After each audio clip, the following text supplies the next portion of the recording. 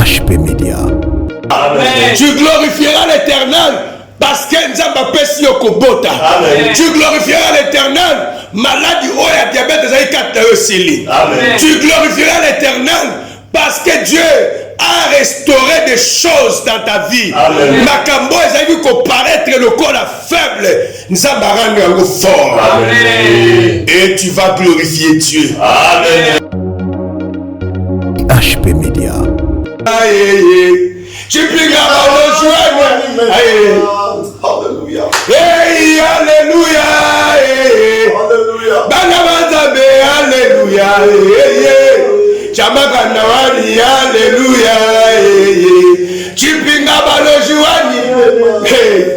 Tu pinga baloji. Sango bandoki basangani. Basali balobi ke yoko bongate. Balobi ke yoko bota te. Tango tu pinga baloji atele maka. Apanzaka bango. Ya bongote papa Charlie. Amen. Papa Charlie za bongote. HP Media, la chaîne qui vous édifie.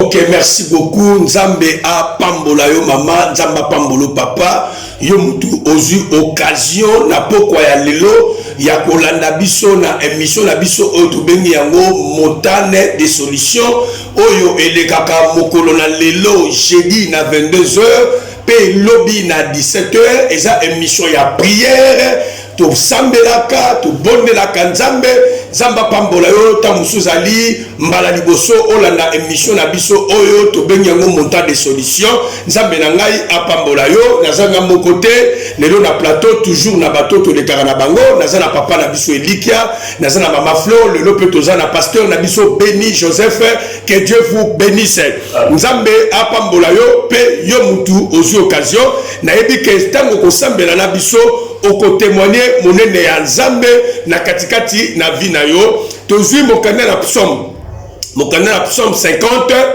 et verset nango 15 papa Elikia atangeli biso et bongo toko partager maloba na nzambe. OK, psaume 50 verset 15. Amen. Au nom de Jésus. Amen. Et invoque-moi au jour de la détresse. Je te délivrerai et tu me glorifieras. Amen. Amen. Que Dieu soit loué. Bien aimé dans le Seigneur, tu bengi émission au montant des solutions parce que tozomona na kati ya Bible zoloba na biso ke moto nyonso oyo alukaka nzambe na vie na ye a monaka nzambe. Amen. Na sepeli na litangi oyo mosali na nzambe to mwana na nzambe oyo tukotangela biso na mokanda na psaume 50 verset 15 la Bible dit invoque-moi au jour de la détresse je te délivrerai et toi tu me glorifieras. Amen. J'aime cette parole. Bible lobi que mukolo oyo yo kozala na esengo me balobi ke mukolo oyo kozala na pasi mukolo oyo makambu ezosimba lisusu te na vie na yo mukolo oyo ozoluka musala ozozwa musala te nzambe alobi bobelela ngai mokolo na pasi na bino ebongo nga nzambe nakokangola bino mpe na nsima na bino kokangola bino ebongo bino bokokumisa nga. Yaya nalingi naloba na yo na pokwa na lelo yo mutu ozozwa occasion ya kolanda émission oyo montant des solutions.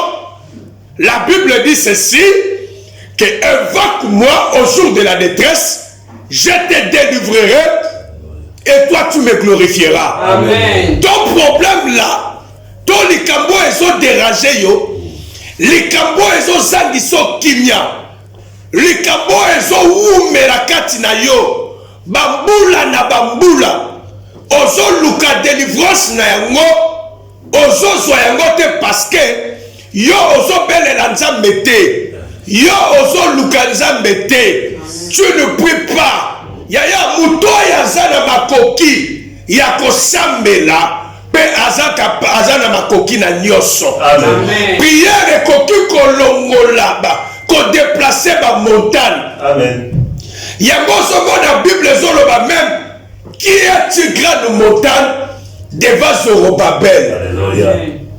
Ce n'est ni par ma force et ce n'est ni par ma puissance, mais par mon esprit, dit l'Éternel, et que cette montagne sera aplanie. Amen. Il y a des montagnes où est tellement la vie na yo. Ma montagne ya bitumba ya famille, ma montagne ya ba mari de nuit.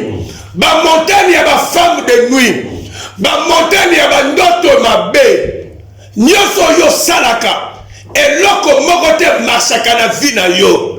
Mais Nzambe alobi ete, invoque-moi au jour de la détresse. Balobi mokolo se de sengote, mais mokolo ya pasi, mokolo makambo esimba te, mokolo batu batiki yo, basundoli yo na maladi, batu bazoya kotano lisu te. Parce que ozala mbongo te, ozala musala te, batu basundoli yo, mais mokolo wana, oyo ozali ko se retrouver oza yo moko, makambo zoko kosimba te, mais Nzambe alobi ete, yo belela ngai, na sima na yo kobelela ngai na kokangola yo, na sima na ngai kokangola yo, yo kokumisa nga, nazoyebisa mwana mwasi moko. Nazoyebisa mwana mobali moko oyo Nzambe permettre olanda émission yo ezala même na YouTube ezala même na chaîne de télévision que Nzambe Israël alalaka te animbaka te oyo ya lobi yango ekosalama Bible lobi nanga eke Nzambe wana azali na sima ya liloba na ye pona kokokisa yango nalobi na yo ke ozala béni nalobi na yo ke ozala délivré nalobi na yo ke makambo oyo esimbaka te na vie na yo kosimba yaya nani aloka yo nani atelemelaka yo nani abundisaka yo vous savez un jour ezalaki na mwana mobali moko babengi ye Job. Cet homme Job il était béni, mais c'était arrivé na moment moko boye biloko nyonso azalaki nango aperdaki yango. Job batu bakomi kotinda Job, baninga ya Job bakomi kotinda Job, Job aniye Nzambe yaya likambo ezoderange yo ozoloba eske Nzamba azomona nga obien Nzamba omona nga te eske Nzamba oyoka nga ebien Nzamba oyoka nga te nalingi nayebisa yo eke Nzamba oyoka yo mpe Nzamba omona yo mpe likambo na yo eleki nango Nzambe na makasi te mpe likambo na yo eleki nango Nzambe na makasi te na repete eke likambo na yo to bandoki ya fami na yo oyo bazobundisa yo oyo batelemela libala na yo oyo batelemela sante na yo oyo batelemela makambo na yo bazwa badossier na yo bavandela na bango bavandela yango baleki Nzambe te baza banani baza eloko te yo za na Nzambe Nzambe Israël Nzambe na Nguya Nzambe bilembo yaya eza baloba nanga te. C'est la parole de Dieu. Nzambe alobi boye alobi invoque-moi au jour de la détresse. Je te délivrerai et toi tu me glorifieras. Tu me glorifieras. Nalingi na yebisa mutu moko na pokwa lelo oko glorifier Nzambe pour que Nzambe apesi libala. Tu glorifieras l'Éternel parce que Nzambe apesi musala malunga. Tu glorifieras l'Éternel parce que Nzambe apesi yo kobota. Tu glorifieras l'Éternel maladi oya diabète ezali kata yo sili. Tu glorifieras l'Éternel parce que Dieu a restauré des choses dans ta vie. Makambo ezali ko paraître le corps faible. Nzamba rend yango fort. Amen. Et tu vas glorifier Dieu dans ta vie parce qu'il est Dieu. Jésus. David a yebi pourquoi. Tango azoloba makambo. David a yebi pourquoi. Parce que David a rencontré qui va merveille. Il y a Nzambe na kati na vie na ye. Pendant que y a qui n'a pas problème, azala qui toujours kozonga pa na Nzambe. Amen. Yaya, diable a lingité, ayebi pourquoi a lingate yo sambela. Ayebi pourquoi a lingate yo omi pesa na kata musala ya Nzambe. Omi pesa na kata prière. Omi pesa na koluka Nzambe parce que ayebi ke soki yo omipesi na prière makambo eko changer na vie na yo makambo ezali kotambola te kotambola makambo yo ezalaki kobonga te ekobonga yango na ye koloba na yo ntango balobi invoqué donc c'est-à-dire nzambe alingi yo oluka ye na kati ya bachaine de prière oluka ye na bangomba lokola biso mpe ndenge tokendaka chaque samedi na ngomba na intendance. La solution, nous partons là-bas pour prier Dieu. Nous partons pour aller chercher la face de Dieu. Yaya, à des fois on a Brazzaville, à des fois on a Poto, tu peux nous comprendre la biso, toko sambela nzambe, nzambo ya salaka, yaya sa maloba nangate, et ça peut maloba papa likate, et ça peut maloba pasteur Joseph te, et ça peut maloba maman Katite, et ça peut maloba maman Gilite, et ça peut maloba maman Fantate, et ça peut maloba maman Magite, et ça peut maloba papa Tomate, mais c'est la parole de Dieu. Amen. Oyo nzamba lobi, yango eko sala malavi na yo. Oyo nzamba zokana ko sala, ya lobi invoque moi au jour. Balobi mokolo papelika ya pasi. Amen. Babi mokolo esengote papelika. Babi mokolo yo la linzala. Bele lanzambe. Mokolo yo sangi musala. Mokolo makambo zo simba te na vie na yo. Ozo kende wapi? Zonge pa na nzambe. David alobi car l'Éternel, votre Dieu, n'abandonne jamais son peuple. Et l'Éternel ne laisse jamais son héritage. Maman Zamba roti côté, aux veuves, aux orphelins, aux souki, au lobby na okende wapi. Yango David a lobby. Je lève mes yeux vers le montagne, d'où me viendra le secours. Même Job, Ayaba qui était, parce qu'à l'objet était, mon rédempteur est vivant.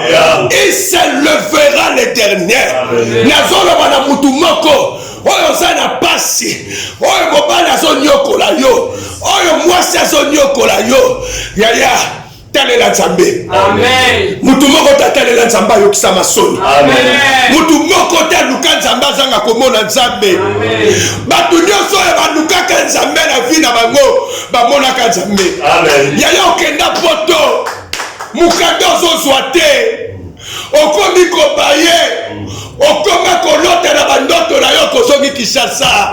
Eza molimo arekil. Yo lukaka kanzambe. Invoquer kaka nzambe. Alors bien je te délivrerai. Et toi tu me glorifieras. Nazoya bisa mutu moko. Oyo zola nanga na poko lelo. Nzamba kiti po a délivrer yo. Amen. A délivrer yo na makambo ya vie na yo. Amen. A délivrer yo na bitumba famille na yo. Amen. A délivrer yo na bitumba ya mboka oyo yo se retrouver. Amen. Amen. Yes. Alléluia. Amen. Amen. Amen. Amen. C'est la parole de Dieu. Yes. Amen. Notre Dieu est fidèle. Alléluia. Notre Dieu il est merveilleux. Alléluia. Oyo mokile koki ko salate. Nzamba capable de salelo. Amen. Oyo mokile ko pesote. Nzamba capable de pesa yo. Amen. Yaya tika mokile tchola yo. Yaya tchatolo na se. Jésus. Luka Nzambe. Jésus. Namoni la Bible. Moi Swazaki na perte de sang. Il était abandonné même par sa famille. Tout le monde va tika qui est. Mais cette femme abelelaki nzambe alukaki nzambe asalaki basacrifice adécouragé mais bible elobi ke amilobelaki kati na ye yaya milobela kati na yo eke vi oyo nga na omene na boyi yango vi oyo nga ya mosi na omene na boyi yango vi ya kodependre na batu na depandaka na batu pona lia fona senga fona lata fo bakabela nga mukolo nini onga pe na kosomba mukolo nini onga pe na kokaba. Et cette femme avait pris une décision à elle-même. Elle a dit, si je touche seulement le vêtement de cet homme, je serai guéri. Amen. Je serai guéri. Je serai délivré. Tu peux aussi toucher et l'ambaya Yesu, le vêtement de Jésus, par la prière. Amen. Parce que la Bible dit c'est Jésus là. Il a le même lieu aujourd'hui, éternellement. Amen. Même aujourd'hui, ma soeur, même aujourd'hui, mon frère, tu peux aussi toucher le vêtement de Jésus. Amen. Comme cette femme avait touché le vêtement de Jésus. Amen. La Bible dit, quand il a Simbaki, Yeswa Yokaki.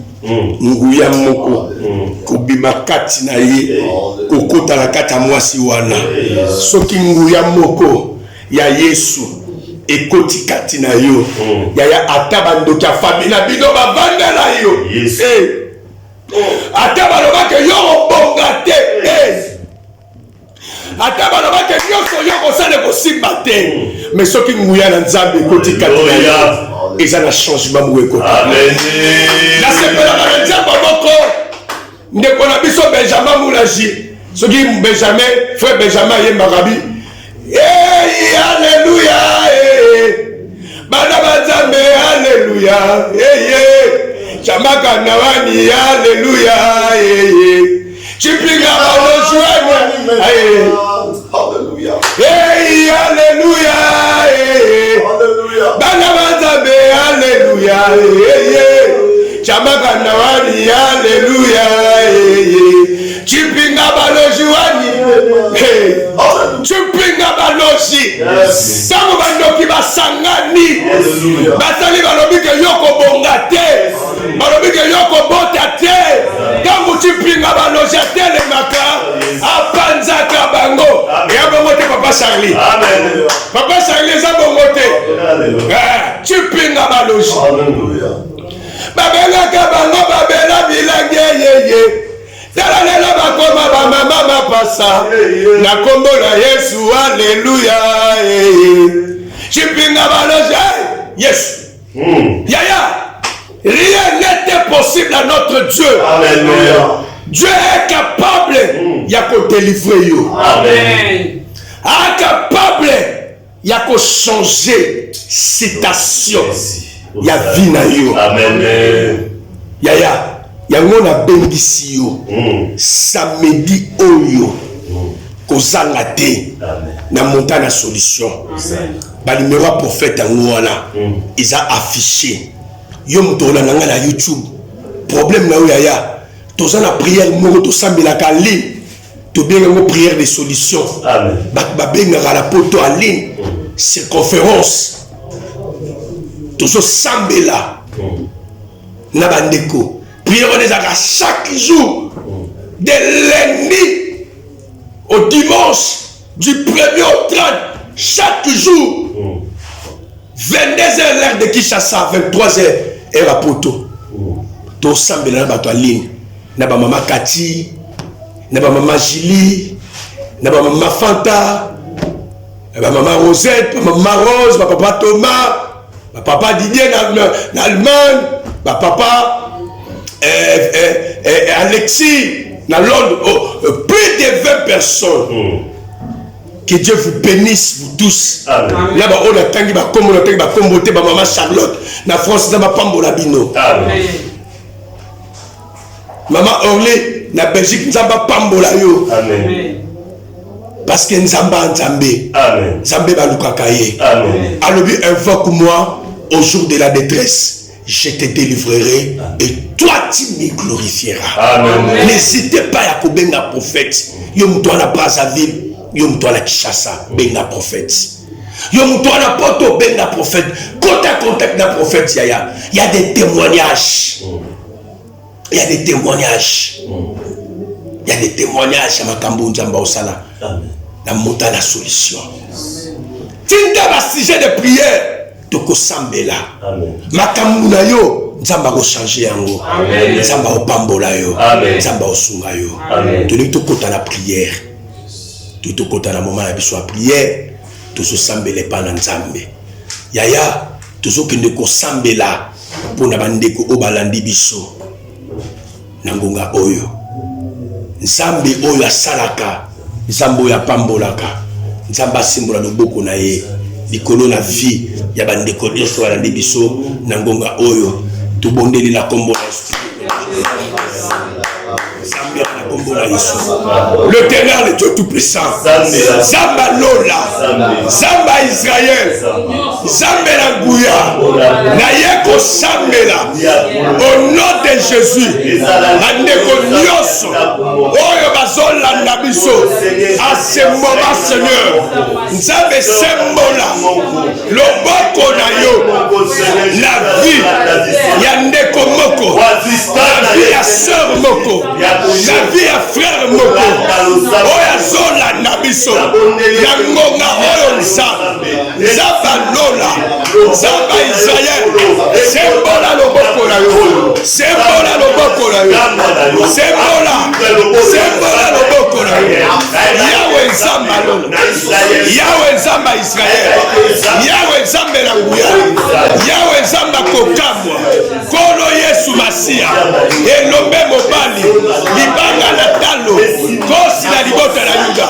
Kolo Yesu, Zamba Lola, Zamba Israël, Loboko na yo, Yesimba Ser Moko, Oya Zola Nabiso na Kinshasa, Oya Zola Nabiso na Brazzaville, Oya Zola Nabiso na Poto, na Kombo na Yesu Masia, Oya Zali Seigneur.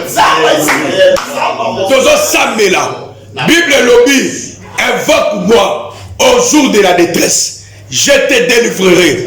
Et toi tu me glorifieras. Tozo Samela pour la bande gognos. Oye bazana kata ba problème. Loko la ba malade. Loko la ba blocage. Bana kata détresse. Nzamba délivrer bango. Nzamba monter la solution. Après ça bango solution. Yaya na ngina ebisayo. Soki oza la foi. Na longa to Sambe. Oko vivre miracle na Nzambe. Parce que Bible obiete azan Nzambe asala na musika. Pesa Nzambe asala na pene pene.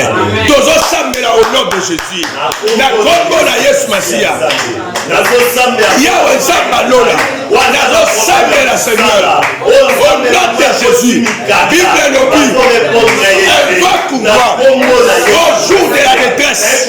Je te délivrerai. Et toi tu me glorifieras. Dans le nom puissant de Jésus. Mon Dieu, mon roi.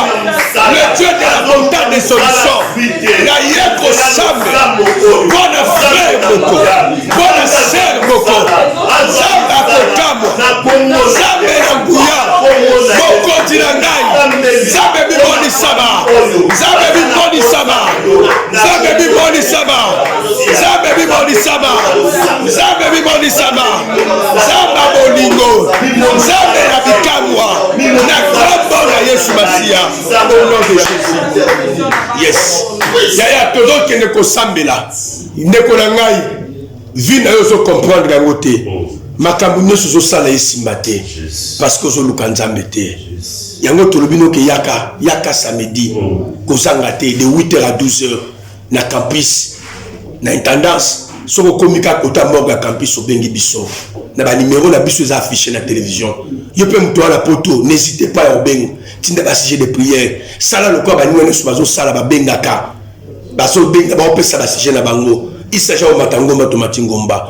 Oso prier et que mutu nyos oya kota na vie na yo pona ko combattre yo. Pona combattre ndeko mona na biso tozo bebisa bango au nom de Jésus Christ. Na kombo na Yesu ya Sambela. Ya sunganga prier. Même yo mutu ana ndaku prier. Même yo mutu ana na utu prier. Au nom de Jésus. Notre La vie à sœur Moko. À côté la vie à frère Moko. On a combattre la combat na Yesu. Yahweh Nzamba Nola. Yahweh Nzamba Israël. Au nom de Jésus. Au nom de Jésus. Robosé. Chanda Rabosé. Au nom de Jésus. Nzamba Nola. Nzamba Israël. Nzamba la Bouya. Na combat na Yesu. Yes. Nanyango abe bisato a récupérer ba territoire ya bénédiction na yo to ba territoire ya destinée na yo ozo kende ko récupérer ba territoire ya bénédiction na yo ba territoire ya vie na yo oyo diable apotola mabelo ko ekopesa o bomengo satana bebisa yango atinda o la kata désert tu entre ya ko mener ba vie à désert makambo eko simba kalisute la vie na yo. Il y a des blocages et des blocages parce que le diable avait récupéré oya madame hekati na yo et ozo compte ozo loba na koti na territoire na ngai to lobi kolo Yesu na poko ya lelo na koti na ba territoire na ngai o monguna satan a récupéraki destiné na ngai bénédiction na ngai mariage na ngai musala na ngai finance na ngai commerce na ngai mariage na ngai na badi ko récupérer na kombo na Yesu Seigneur na badi ko récupérer nyoso ya ngai nyoso ya ngai na badi ko récupérer yango na badi ko récupérer yango na badi ko récupérer ba territoire nyoso ya ngai satana faki au nom de Jésus nzambe na ngai na récupérer yango na récupérer yango na récupérer yango na récupérer yango na récupérer yango au nom de Jésus au nom de Jésus na récupérer yango na kombo na Yesu yes yaya ozo sambela ozo bebisa ba piège nyos oyo monguna satan atiaki liboso na yo ya maladie ya liwa ya accident ya blocage ya ko bebisa ko ba relation ozo telemela yango ozo bebisa yango dans les noms puissants de Jésus kombo na Yesu ba piège nyos oyo monguna satan atala ville ngai ba projet na ye ya liwa ya maladie ya blocage ya violence au nom de Jésus na bebisi yango na rendre yango nul sans effet au nom de Jésus na bandi ko bebisa yango na kombo na Yesu na kombo na Yesu na kombo na Yesu yes tozo sambela pour un ndeko moko aza malade okeba hôpital na lingi vraiment prier yaya Bible le dit Dieu cherche un homme nzamba oluka mutu moko papa Eliki nzamba oluka mutu moko pasteur Joseph nzamba oluka mutu moko et maman Fleur nzamba oluka mutu moko mama Fleur oya côté les mana brèche pour na ko intercéder pour na peuple na ye nzamba lobi na monité mais na ngonga oyo ngana yo to na kati intercession tozo sambela nzambe nzambe na opambola biso ata to sambeli pour na ba vie na biso te mais nzambe opambola biso pour to sambela pour na ba vie ya tozo prier tozo kene ko bikisa molimo ndeko moko oyo bazolinga bateka ngo na monde ya ténèbres oyo baolinga ba sacrifier yaya il s'agit ko prier à langue soko prier à langue mais yo sambela prière na yo ezala diriger place que ce cause à la diriger et cause à la muto na poto aller na mbeto hôpital a besoin prière na yo et cause à muto na mama ye mo na campus asa sur l'hôpital na ndaku a besoin prière na yo tozo sambela et pas na nzambe nzamba bikisa molimo mutu moko oyo aza malade oyo azo bela ce moment et que nzamba bikisa ye malade donné za malade akindoki que Dieu le guérit prière au nom de Jésus la kombo na Yesu Zambela Israël na sambeli bona mwana moko bona koto moko bona mama moko bona papa moko bona sœur moko Yesu azobela ce moment malade ezobola na te ezala na poto ezala oyo aza wapi nzambe kolo lokombo na yo esembolama ezala dirige na vie ya ndeko moko kango na ye na sida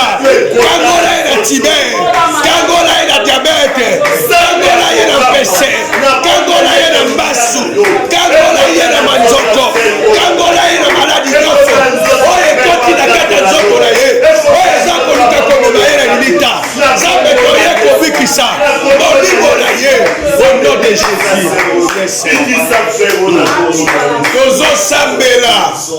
Tozosambela mboka oyo eza mboka Nzambe. Nalobi mboka eza mboka Nzambe. Bino ba faux prophètes bokeba. Bino oyo bosala bopesa ba prophétie lokuta bokeba. Bino bosala ba miracle lokuta bokeba. Nzamba lobi na ngai mois de juillet basala Nzambe bele ya lokuta bakufa pe bakosambola mboka oyo tozokende kosambela koloba na Nzambe eke Nzambe ke anokisa mvula ya makala ya moto na ba maison nyonso ba rosicrucien ya maikari ba science nyonso occulte oyo nyonso soki club nini soki nini ke moto mbula bakala moto ebana kokwesa kotumba ba force ba sorcellerie ya ba rose croix ba maikari tozokende kobebisa ngo au nom de Jésus na kombo na Yesu ba force nyonso démoniaque et satanique na kombo na Yesu eke moto na Nzambe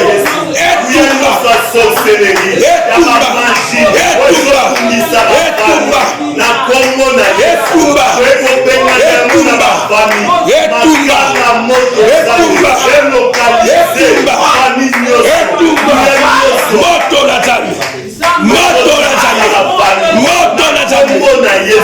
na Nzambe etumba ebebisa au nom de Jésus. Yes. Nzambe azoyebisanga tosambela mpona bandeko nyonso bakotia bango na baprison ya molili tokende kobebisa bango na baprison bakozi oyo na baprison. Tout ce que tu fais rien ne marche. Okenda poto rien ne marche. 20 ans la poto sans mukanda. Non, c'est pas normal. Tout ce qui est kosambela kobimisa yo na kata ba prison wana nyonso oyo kota ya prière de Jésus. Ma prison nyonso démoniaque et satanique au nom de Jésus.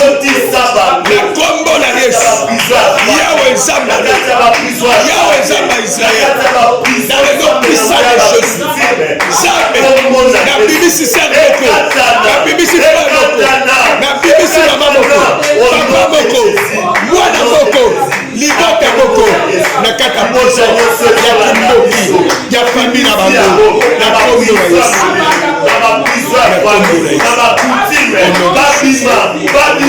na kombo na Yesu Masia uya na yo Nzambe elokalize mutu nyonso waza na poto waza na Kinshasa aza na Braza Nzambe olwaka nani na ya molimo ozosambela ekimbula makila na Yesu enoka na bakwe nyonso ya Congo démocratique kinoka na mabota nyonso. Nzambe alobi na Moïse alobi Moïse yebisa libota nyonso ya Israël bazwa baboma mwana na mpate bazwa makila bapakola na balento na bafenetre baporte ndako ntango ange akufa koya mpona ofrape ntango omoni lembo ya makila akoyebaki liboto za Nzambe. Ma sœur oza ya Nzambe, mon frère oza ya Nzambe.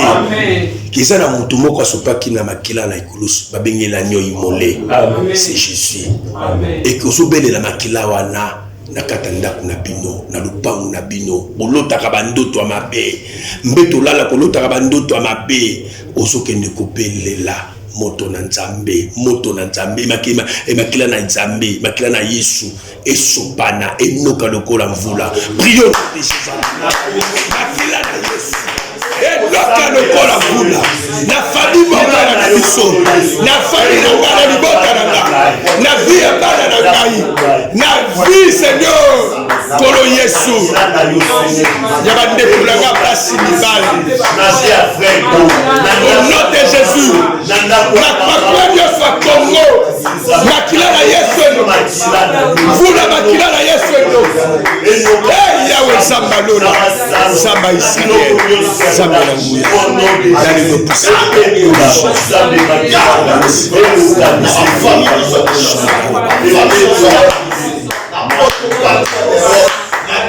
Jésus bat la délivrance. Yo mutola nanga oza malade. On a problème songolo to pakala. Bandiko bana sima ba ozum saka amen. Tant on a déclaré. Zo le boko tchana do. Ozana mas mokoboe. Et bimayo o comprena ngote simba yango kaka. Tchana boko, je veux prier Dieu. Ce qui est le comment se passer dans la vie na yo, n'hésitez pas d'appeler le prophète pour témoigner. Eh Yahweh, Zamba Lola, Zamba Israël, Bikisande Komoko, Aolanda Biso Sikoyo. Amen. Nazoka mena ote. Amen. Bikisande Komoko, Aolanda Biso Sikoyo. Amen. Oyasana malade. Jésus. Pesa ekimia. Amen. Oyo aoluka mbongo. Pesa mbongo. Amen. Yes. Oyo azana problème opération. Mais ana mbongo kosala opération te. Yawe nzambe osalaka ba opération ezanga cicatrice. Opéré esiko. Amen. Que guérison miracle. Ekota na kati na ye. Amen. Que ba sida et disparaître. Amen. Mutu azangi kimia na motema nzambe. Pesa kimia na motema. Amen. Mutu esengwe kendaki nzambe. Zongisela esengwe. Amen. Na kombo na Yesu. Yes. Tika nzamba visite yo mutu na ndingai. Amen. O témoigner monene na nzambe. Amen. Na vina yo. Amen. Na kombo na Yesu. Amen. Amen. Mon frère, ma sœur, nzamba pambola yo.